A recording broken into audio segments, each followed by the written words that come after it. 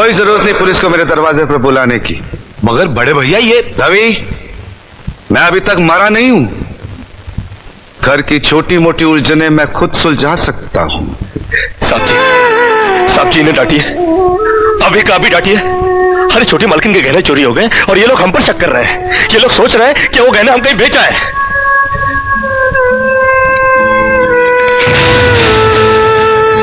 बाकी के रुपए कहां है कृष्णा? क्या क्या पूछा आपने साहब जी? मैं पूछ रहा हूं कि बाकी के रुपए कहां है? ये आप पूछ रहे हैं साहब जी अपने कृष्णा से? देखो कृष्णा, गलती हर इंसान से होती है। तुम मुझे सही सही बता दो कि गहने तुमने कहां बेचे, मैं तुम्हें कुछ नहीं कहूंगा। अब कहने के लिए बाकी क्या है साहब जी? एक छोटा सा सवाल पूछ के आपने बहुत कुछ कह दिया है साहब जी। कृष्णा, बात को आगे मत बढ़ाओ।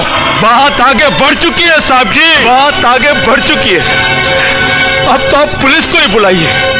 वो जब हमें कुत्ते की तरह मार मार के हमसे पूछेगी ना, अब तो हम तभी बताएंगे कि हम गहने कहां बेच कर आए साहब जी। मत कहो मुझे साहब जी। इसी साहब जी की इज्जत आज तुमने मिट्टी में मिला दी।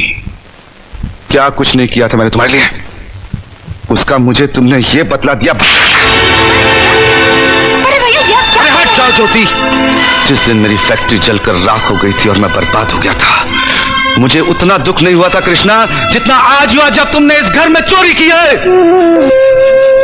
बचपन में जब हमारे माँ बाप मर गए थे ना और हम अनाथ हो गए थे ना, तब भी हमें इतना दुख नहीं हुआ था जितना दुख हमें आज हुआ है जब आपने हमें चोर कहा साहब जी।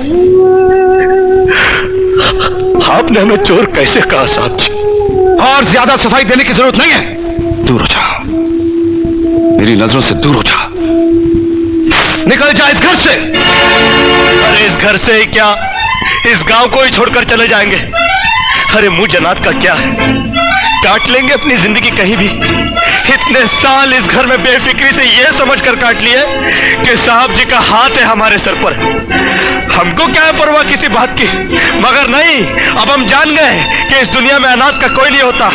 हम जा रहे हैं साहब जी और इस घर में कभी नहीं आएंगे। अभी निकल जा। दोबारा इस घर की दहलीज में कदम भी रखा तो मेरा मरा हुआ मुंह देखेगा तू।